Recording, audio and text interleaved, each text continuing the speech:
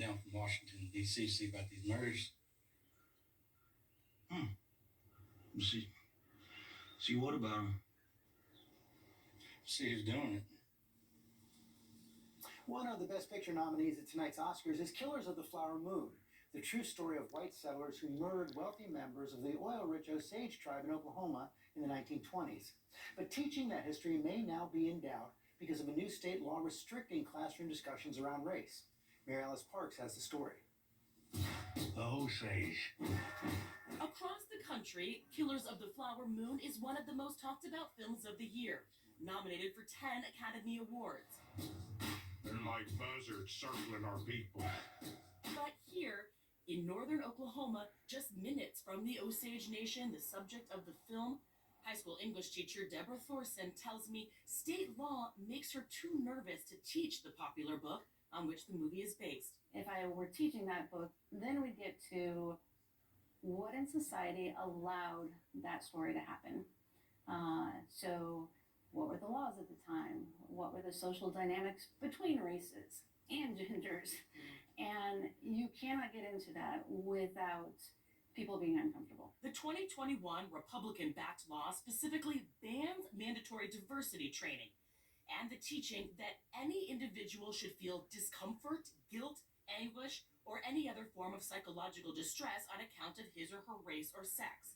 It's one of at least 18 similar laws enacted in states across the country that restrict discussions around race and sex in the classroom.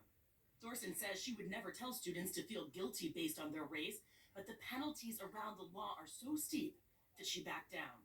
Are you worried that that is the effect of this bill, of whitewashing of history? Absolutely. She's not alone.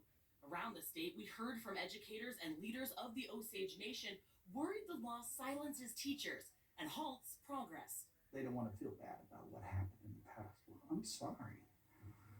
Say that to my great-grandfather who was taken out in the country and shot in the head. I owe it to him to tell that story. Oklahoma's Intertribal Council has called for the law to be repealed, and former Osage Nation Chief Jim Gray says the law could suppress his tribe's history. It wasn't being taught in public schools. But this law made sure it will never be taught in public school.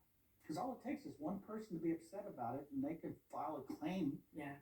Then it's no surprise nobody wants to take that risk. But State Superintendent Ryan Walters, who's made a name for himself by often appearing on right-wing media, pushing anti-trans policies and attacking teachers, insists that the Osage murders can and should be taught in schools. We have had a major misinformation campaign from the radical left and the teachers union on this issue. So the tribes are just the radical left? No. They've heard it. They have heard that absolute lie that's been perpetuated about it. We believe in telling the full story of American history and the full story of Oklahoma history. What we have said is very specifically, you can't tell somebody that they should be ashamed or feel that way about their skin color or their background. So teachers say they don't do that no one does that. Okay, well, you see my point. The Oklahoma Board of Education has already punished schools because of the law. Teachers say it's evidence the law is being weaponized. Reagan Kalaki, a high school English teacher outside Oklahoma City, is a plaintiff in an ACLU lawsuit targeting the state. To understand someone else's experience, they have to be able to see things from their perspective. And if we do not allow students to actually step into someone else's shoes and understand the pain that they actually suffered, we're doing them a disservice. Oklahoma's Republican Lieutenant Governor, who traveled to the Killers of the Flower Moon world premiere in Cannes to promote the film, has conceded that what teachers can teach under the law may need to be clarified.